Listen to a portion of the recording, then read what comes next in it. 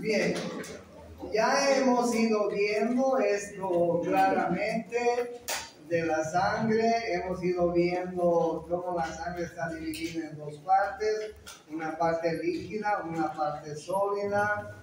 Ya hemos visto que la parte sólida está conformada fundamentalmente por glóbulos rojos y también glóbulos blancos y plaquetas. Ya hemos visto cuáles son las funciones de la sangre.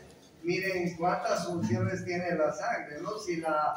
Si la dividimos en grupos, ahí ustedes están viendo que tiene funciones de transporte, tiene funciones de hemostasia, de homeostasis, de defensa de agentes extraños. Y en cada grupo que están viendo ustedes cumple su rol. Maestro querido, buenas tardes, Alex, César. Igualmente, maestro, ¿cómo está usted? Aunque ya no debe tener orgasmo.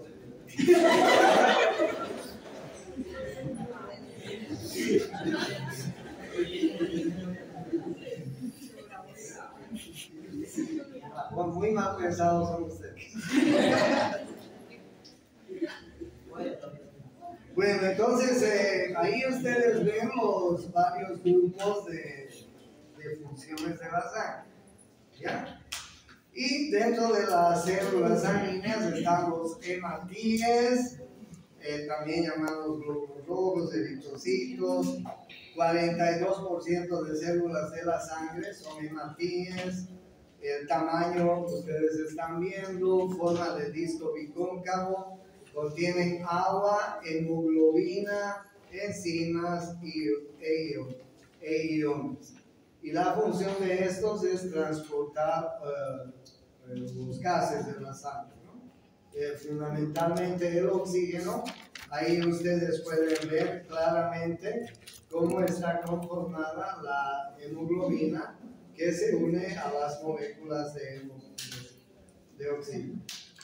Tienen una vida media de 100 a 140 días y factores influyentes es en esta vida media: disminución de la actividad enzimática, permeabilización de la membrana, lisis osmótica, fragmentación, opsonizados por inmunoglobulina G y fagocitados por macrófagos. ¿No es así?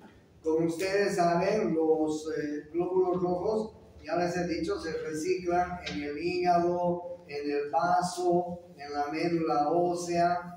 En realidad no son destruidos, son reciclados porque sus componentes van a ser reutilizados. ¿No es así? Los reticulocitos son hematíes recién salidos de la médula ósea. No poseen núcleo, conservan algunos organelos.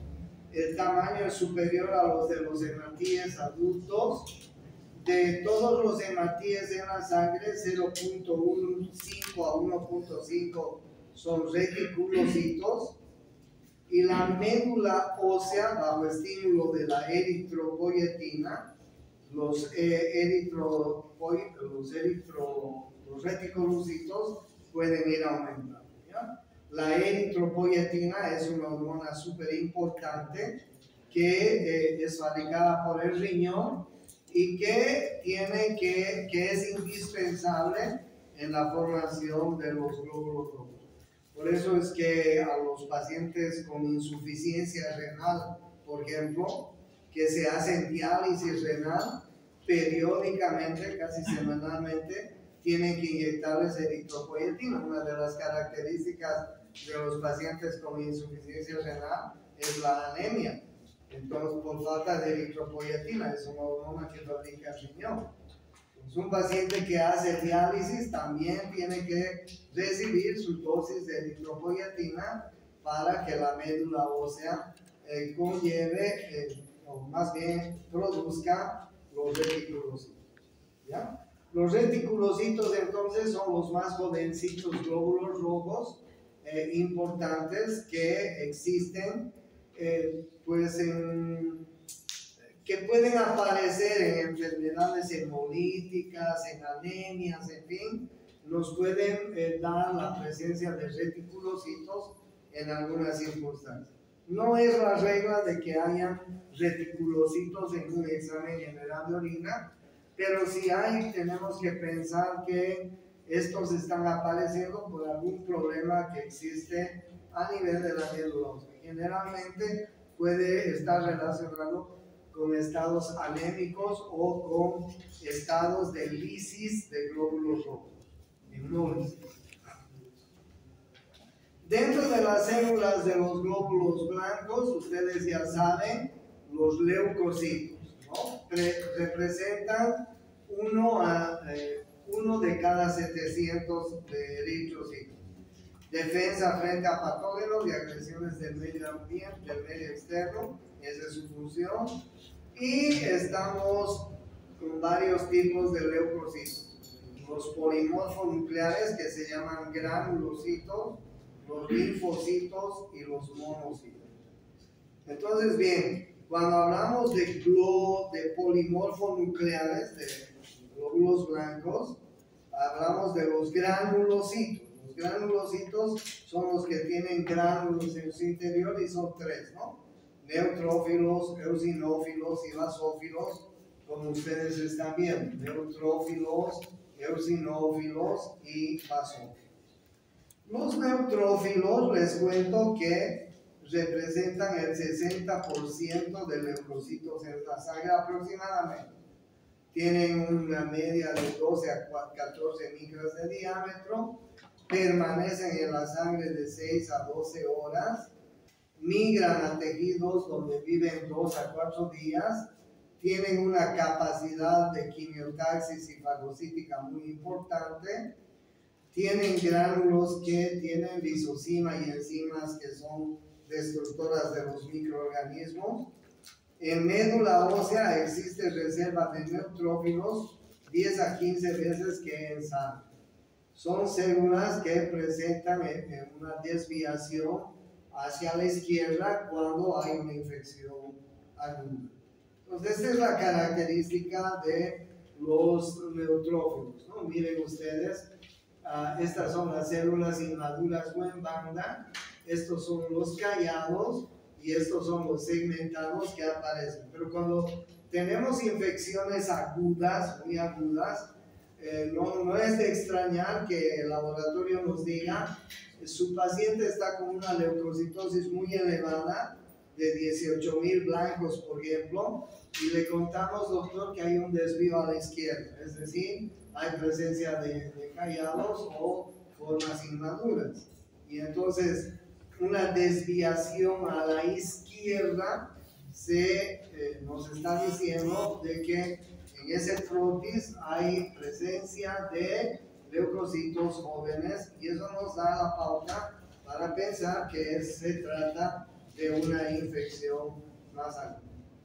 Los eosinófilos, 12 a 17 micras de diámetro, 2 a 5% de leucocitos en sangre, tienen una granulación anaranjada, son ricos en peroxidasas y neurotóxicos, aumentan en alergias y parasitosis, son abundantes en las mucosas, tienen la capacidad de quimiotaxis y fagocitosis y exocitosis.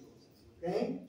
Entonces, esta es una muy importante función de los eosinófilos. Miren ustedes, cuando los eosinófilos pueden detectar un parásito, inmediatamente se va a liberar hacia el parásito muchas toxinas que lo van a neutralizar y que lo van a neutralizar e incluso pueden paralizar al parásito, y eso va a ayudar para que vengan otros elementos y fagociten a los parásitos. O sea, es una buena señal de que los eosinófilos aumentan en las parasitosis, pero también en los estados alérgicos. Un niño que tiene un asma, por ejemplo, va a tener eosinofilia. Un niño que tiene alergia a algo va a tener eosinofilia. Ustedes saben. Los basófilos, que están entre 0.2 a 1% de los leucocitos, son más grandes, miren ustedes, tienen una granulación de color azul oscuro, con aminas vasoactivas del tipo de histamina, ¿ya? Pueden pasar a tejidos, tienen una capacidad quimiotáctica importante, presentan receptores FC para la inmunoglobulina E y participan también en reacciones de anafilaxia, es decir, de hipersensibilidad, ¿no es cierto? De alergias, hipersensibilidad, anafilaxia. Estos basófilos pueden participar porque liberan gran cantidad de histamina. Si ustedes tienen un paciente que presenta pues una alergia muy importante en el cuerpo, producto de haber comido algo, producto de una picadura, producto de algo, pues dense cuenta que hay una liberación de basófilos muy importante. El número de basófilos debe estar aumentado en la sangre periférica. Estos basófilos están liberando histamina. La histamina es un mediador inflamatorio potente, entonces mejor sería neutralizarlos, ¿no? Imagínense un paciente con un cuadro alérgico muy importante. Entonces, por eso nosotros usamos antihistamínicos en los cuadros alérgicos, porque estas células van a actuar en esos cuadros de anafilaxia, alergia, etcétera, y pues ayudamos con los antihistamínicos. Los monocitos, 5 a 7% de los leucocitos circulantes, son grandes, núcleo de forma de un riñón, son fagocitos muy activos, liberan citocinas proinflamatorias, se encuentran 1 a 2 días en circulación y pasan a diferentes tejidos como macrófagos, ¿ok? Como macrófagos. Y en los diferentes tejidos cambian de nombre, ¿no? Miren ustedes, en el hígado, por ejemplo, los vamos a llamar las famosas células de Kupffer. En el pulmón vamos a llamar macrófagos alveolares. Vamos a llamar macrófagos de las serosas, en la pleura, en el peritoneo. En el cerebro vamos a llamarlos microglia. En el riñón vamos a llamarles células mesangiales. En los ganglios linfáticos los vamos a llamar macrófagos sinusales. En el vaso de la misma manera, y en la médula macrófagos medulares, ¿ok? Cambian de nombre, pero estamos hablando de las mismas células de defensa, ¿no? Cuando estos macrófagos tienen la cualidad de que los tejidos son grandotes, son soldados mejor armados que están en los tejidos. Los linfocitos, que son los que maduran en el timo, están en un 65-80% de los linfocitos circulantes. Presentan los linfocitos T. Estamos hablando de los linfocitos T, ¿no es cierto? Linfocitos T.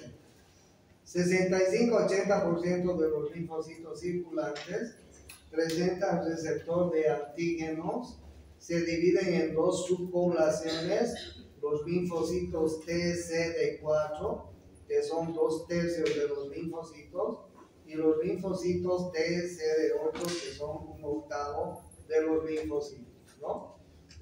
Ahí ustedes tienen los linfocitos que son tan importantes en la sangre, que pues ahí tenemos a los linfocitos citotóxicos, a los killer, que pues están circulando en la sangre. Pero también sabemos que estos linfocitos son los que van siendo destruidos por un virus, ¿no? A lo largo de los años, que se llama el virus HIV. ¿Es así? Los linfocitos B se diferencian en el hígado fetal, en adultos, en la médula ósea. 5 al 15% de los linfocitos circulantes tienen la capacidad de producir anticuerpos, ¿ok? esto es muy importante, tienen receptores que se llaman receptores de la célula B. Las células secretoras de los linfocitos B, inmunoglobulinas, radican en ganglios, vaso, médula ósea, y pues radican ahí porque ustedes saben que los linfocitos B tienen memoria, ¿no es así?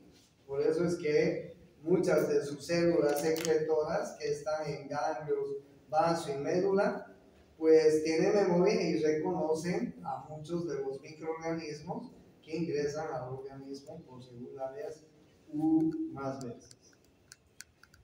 Las plaquetas que son muy pequeñitas, 2 a 3 micras de diámetro, se originan por fragmentación de los megacariocitos. No tienen núcleo, participan en la coagulación sanguínea, formando el coágulo blando, ¿no? El coágulo blando. No se olviden que en el proceso de la coagulación hay dos tipos de coagulación: el coágulo blando y el coágulo de fibrina, el coágulo duro. Las plaquetas participan en la coagulación en el coágulo blando. Nosotros en muchas ocasiones damos medicamentos antiplaquetarios, ¿no? En aquellos pacientes que tienen tendencia a hacer coágulos, que tienen tendencia a hacer émbolos, que tienen tendencia a hacer trombos, en aquellos pacientes obesos, en aquellos pacientes que tienen los ácidos grasos elevados, que tienen los lípidos elevados, en fin. Cuando nosotros tenemos un paciente gordo que es muy tragón, tenemos que pedir perfil lipídico. Pedimos cómo están los triglicéridos, cómo están los lípidos, cómo está el HDL, el LDL, el LDL, cómo están los ácidos grasos, etc. Si estos están elevados, pues nos damos cuenta que ese paciente es un paciente que puede hacer un coágulo, un émbolo, un trombo, cualquier momento en su vida.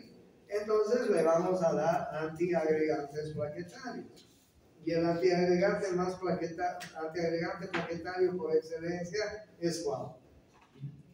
Aspirina, ¿no es cierto? Por eso es que los médicos le damos aspirina a este tipo de paciente. Un paciente que ha tenido un preinfarto, un infarto, le tenemos que dar aspirina porque es un antiagregante plaquetario.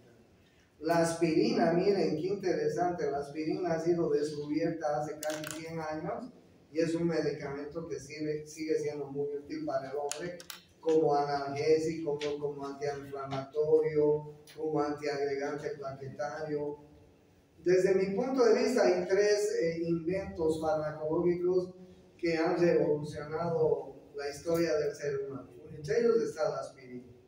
Luego la penicilina que seguimos utilizando, ¿no? Seguimos utilizando. Y en mi concepto, el tercer medicamento que ha revolucionado el mundo es el Viagra, aunque no lo crean, porque había millones de varones en el mundo con disfunciones eréctiles. Millones de varones en el mundo con disfunciones eréctiles. Imagínense un varón joven que tenga una pareja joven y que no fume. Complicado. Y ustedes saben que fue casual el invento, ¿no? Porque inventaron para madurar los pulmoncitos en los niños que nacían prematuros. Entonces inventaron este medicamento para que el bebé que había nacido prematuramente respire mejor. Para eso fue inventado este medicamento. Pero se dieron cuenta que si bien mejoraba la función pulmonar en los prematuros, también producía erección en estos pequeñitos. Entonces los científicos se volcaron a ese rubro y pues comenzaron a hacer investigaciones y descubrieron que producía vasodilatación a nivel de los vasos penianos, a nivel de los vasos clitorianos, en fin. y comenzaron a venderlo como un medicamento para la disfunción eréctil, ¿no? Pero millones de varones jóvenes que en el mundo tienen disfunción eréctil, millones. Y el Viagra les da alguna manera. Importante entonces el Viagra. Entonces, las plaquetas, su vida media es de 10 días. En síntesis, ustedes pueden ver este cuadro, valores normales obtenidos mediante un análisis automatizado de la sangre. Por favor, esto es importante porque les voy a preguntar. Ahí tienen la hemoglobina, ahí tienen el hematocrito, ahí tienen el número de glóbulos rojos, el volumen corpuscular medio, que siempre les van a dar en un hemograma.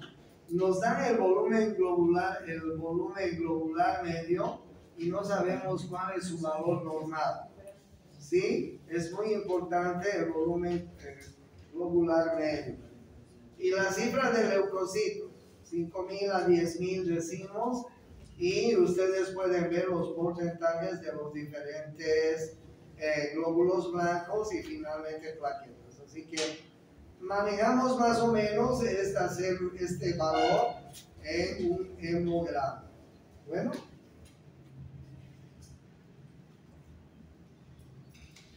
Bien, por otro lado, además del plasma, que es la parte líquida de la sangre, ya les decía, el 93% del plasma es agua y el plasma tiene sales minerales, electrolitos, oligoelementos. 7% de proteínas plasmáticas, y entre las proteínas plasmáticas ustedes pueden ver cuáles son las proteínas plasmáticas más importantes, ¿no? Ahí están las albúminas, las inmunoglobulinas, los factores de coagulación, lipoproteínas, proteínas transportadoras de hormonas y minerales, en fin. Y también en el plasma vamos a encontrar derivados del catabolismo celular de las proteínas, de los hidratos de carbono, como sea la urea, la creatinina, el ácido úrico, el CO2, en fin, ¿no? Normalmente estos derivados del catabolismo celular son eliminados por la orina.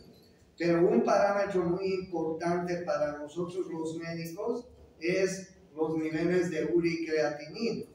Cuando nosotros queremos saber la función renal de un paciente, además de pedir hemograma, además de pedir examen general de orina, pedimos urea y creatinina. Eso nos da un valor muy importante para saber la función renal.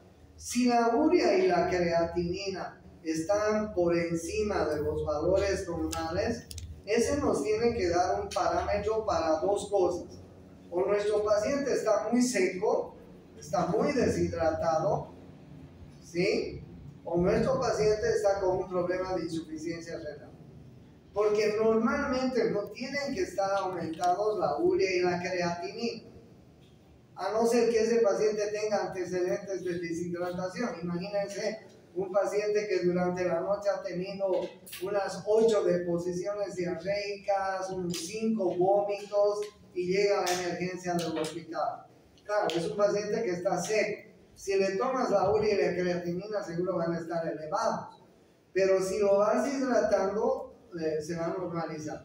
Pero de todas maneras, el hecho de que la urea y la creatinina estén elevados en un hemograma tiene que darnos la pauta de que hay un problema renal, de que hay un sufrimiento renal. Ese paciente o necesita líquidos o el riñón está sufriendo y algo tenemos que hacer. Es muy importante entonces estos derivados del catabolismo celular que están circulando en la sangre y que nos ayudan a los médicos a medir diferentes pautas de la sangre. ¿Ya? Entonces ustedes pueden ver ahí pues un resumen de lo que yo les he venido diciendo. más o menos en la sangre. Ya este pequeño cuadro. La hematopoiesis es un proceso fisiológico que forma células o elementos jóvenes de la sangre. Se realiza en la médula ósea, ya saben ustedes. Se produce más de 10.000 millones de matíes, más de 100 millones de leucocitos por hora, y derivan de unas células que están en la médula ósea que se llaman células madre, ¿no? Stem cells.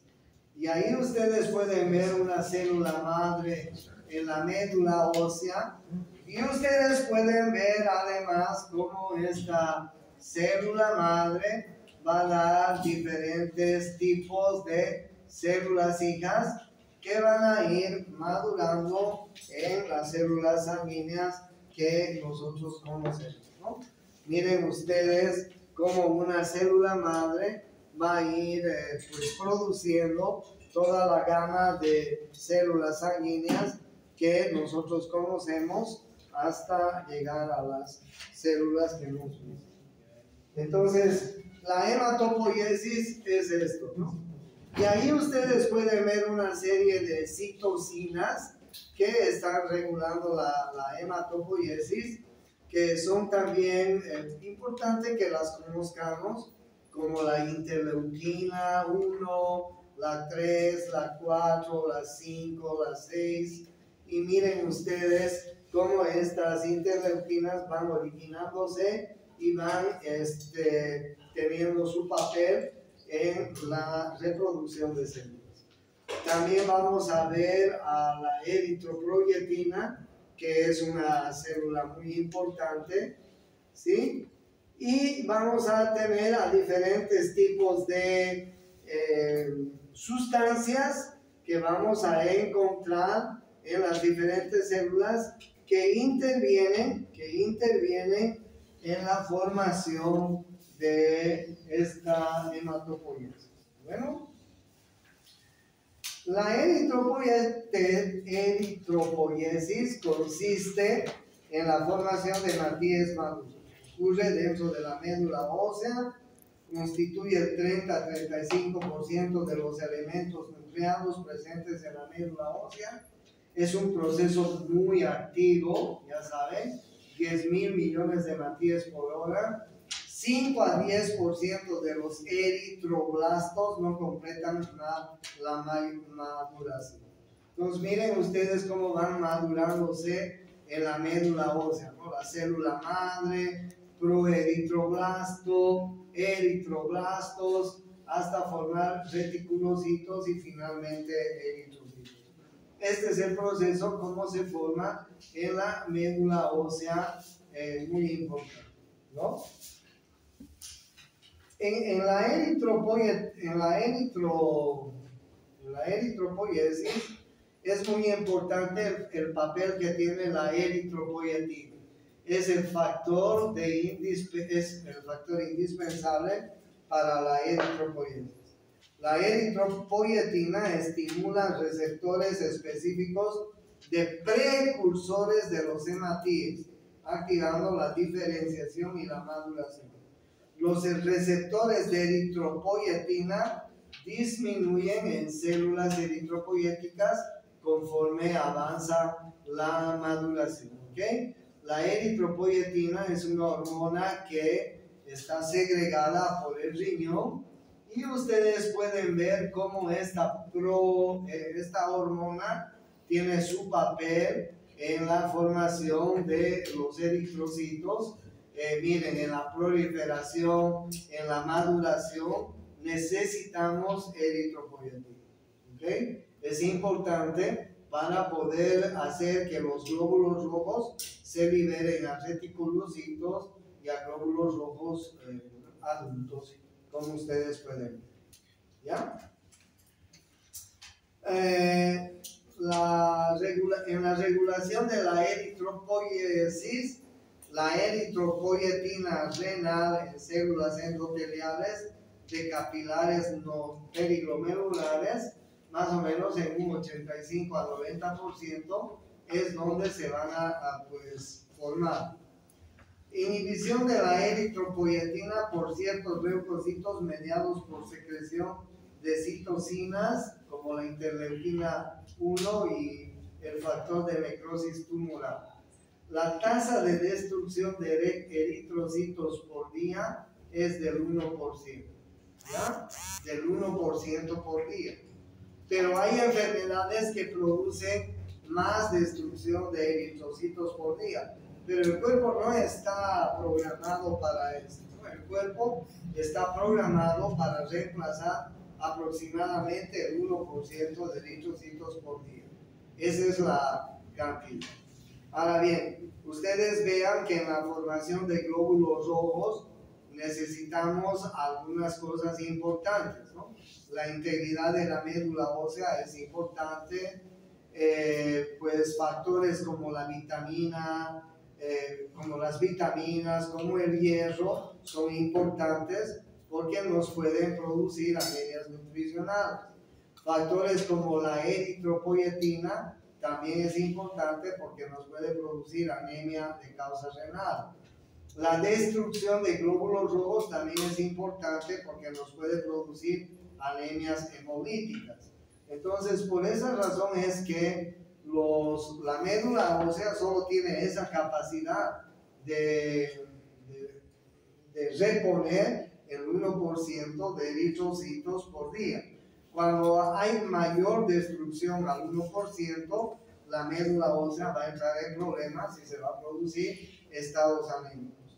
Que como ustedes pueden ver, puede haber un problema de integridad de la médula ósea, puede haber un problema de hierro, puede haber un problema de eritropoyetina, puede haber anemias hemolíticas, en fin, muchos problemas, ¿ya?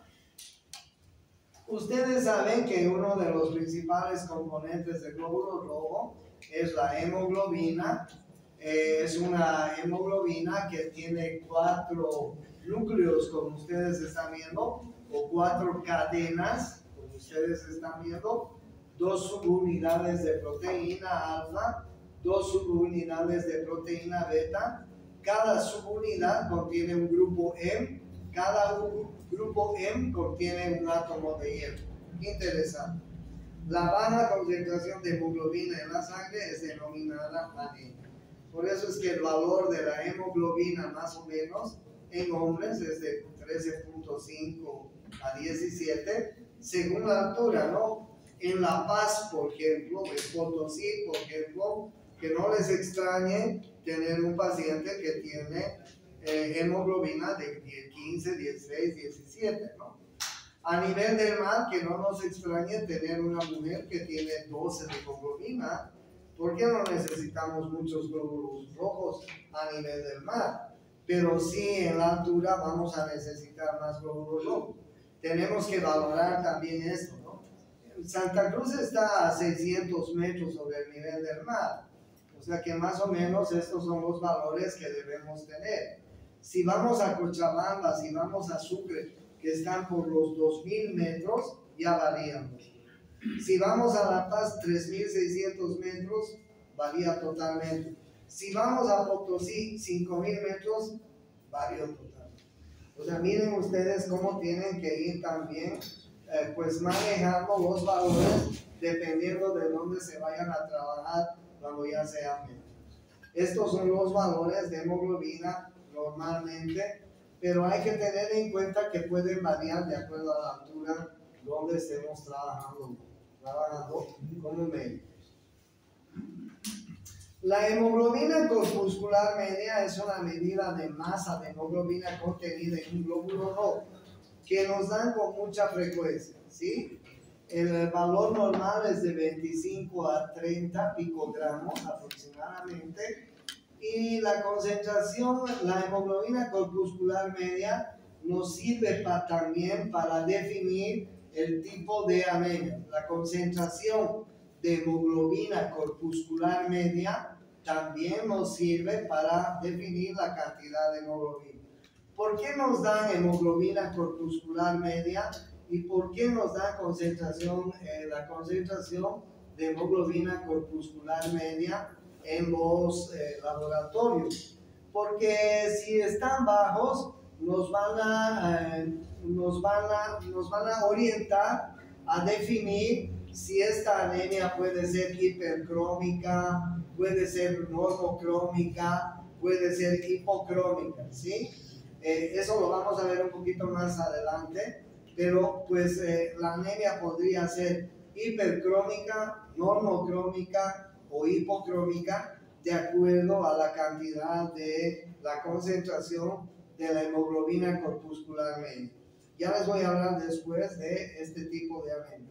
Pero es importante que nosotros sepamos leer los valores normales de hemoglobina corpuscular media en el hemograma, que más o menos oscilan en estos parámetros como ustedes están viendo.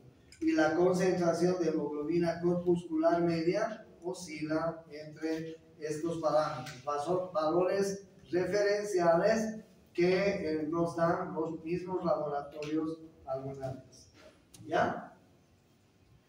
Y de ahí vienen las anemias. La anemia es un trastorno sanguíneo, el más frecuente. Para valorar si una persona tiene una anemia, se basa en 3 parámetros. El número de glóbulos rojos por milímetro cúbico, por micra, la cifra de hemoglobina, el hematocrito. ¿Okay? Hemoglobina en el varón, ya saben. Hemoglobina en la mujer, ya saben. Hemoglobina en la mujer embarazada, ya saben. ¿Okay? Qué importante conocer estos valores, chicos. Inclusive en una mujer embarazada, vean ustedes que está un poco menos, ¿no es cierto? No se vayan a asustar si ven una mujer embarazada con 11 o un poquito menos de hemoglobina. ¿Ya? ¿Cómo se clasifican las anemias? Las anemias, según la cinética de la eritropoiesis, a nivel de la médula ósea, pueden ser hiporregenerativas o regenerativas. Y según el tamaño de los hematíes, podrían ser macrocíticas, normocíticas, microcíticas. ¿Listo? Según la cinética de la eritropoiesis, no se olviden. Y según el tamaño de los hematíes, normocíticas, macrocíticas, microcíticas. Según la cinética de la eritropoiesis, les decía que podían ser hiporregenerativas y regenerativas. Por ejemplo, en las hiporregenerativas hay disminución de la producción de hematíes, la vida media del hematíes es aparentemente normal, el funcionamiento de la médula ósea está alterada, la eritropoiesis está disminuida, hay una disminución del número de reticulocitos en sangre, en las hiporregenerativas. ¿Ok? Y en las regenerativas hay destrucción de los hematíes maduros, la vida del hematíes menor de 100 días, funcionamiento de la médula ósea es normal, hay aumento de la eritropoiesis, aumento de los reticulocitos en sangre, en anemias agudas, y reticulocitos disminuidos en anemias crónicas. Claro, una anemia aguda, por ejemplo, un aborto, imagínense, ¿no? Una mujer que ha tenido un aborto va a tener un tipo de anemia regenerativa. En cambio, en la hiporregenerativa hay un problema en la médula ósea. Como ustedes están viendo, la eritropoiesis está disminuida. En cambio, aquí los glóbulos rojos están siendo destruidos en la periferia. Bueno, anemias hiporregenerativas, disminución de la producción de hematíes. Por ejemplo, déficit de nutrientes, ferropenia, déficit de vitamina B12, déficit de ácido fólico, enfermedades de la médula ósea, anemia plástica, podría tratarse de una anemia plástica producida por algún fármaco, ¿no? Muchos fármacos producen anemias aplásicas, ¿sí o no? Podría ser un síndrome mielodisplásico, infiltración tumoral. y la disminución de la producción de eritropoyetina e insuficiencia renal crónica. Entonces, miren ustedes las causas de anemias hiporregenerativas que podrían ser, ¿no? Estas causas tienen que saberlas: ferropenia, déficit de vitamina B12, déficit de ácido fólico, en fin. ¿Okay? Por eso es que nosotros a nuestros pacientes anémicos, a veces sin saber la causa, podríamos darles vitamina B12, podríamos darles ácido fólico, podríamos darles hierro. ¿No es así? Las anemias regenerativas. Hay aumento de la destrucción de los glóbulos rojos, de los hematíes. Anemias hemolíticas hereditarias podrían ser, ¿no? Como por ejemplo estas que ustedes están viendo, esferocitosis hereditaria, anemia de las células falciformes, la talasemia. O podría ser anemias hemolíticas adquiridas, como el autoinmune, microangiopatías, paludismo. O podría ser por pérdidas de sangre, miren ustedes, que pueden ser desde heridas que se ven, que se las aprecian, hasta hematurias, ¿no? Que a veces no se las aprecian, hasta sangrado oculto que podría haber en las hemorragias digestivas, ¿no? ¿Cuántos pacientes podrían tener una hemorragia digestiva alta o baja y tener sangrado en la materia fecal? Muchos pacientes dicen: doctor, estoy haciendo mis necesidades como el alquitrán, ¿no es así? Están teniendo pérdidas sanguíneas, no se dan cuenta.